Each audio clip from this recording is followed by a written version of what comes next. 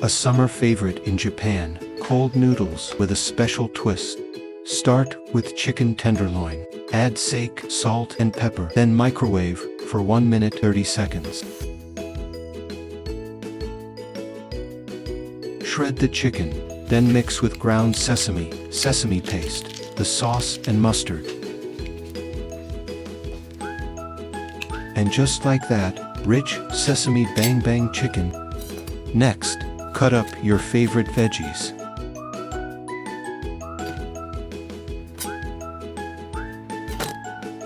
Today's noodles are a big hit in Japan, just 3 minutes to restaurant-style flavor.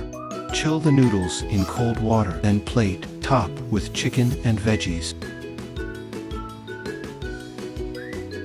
Pour the bang bang chicken sauce on top, and just like that, you've got a next level cold noodle dish.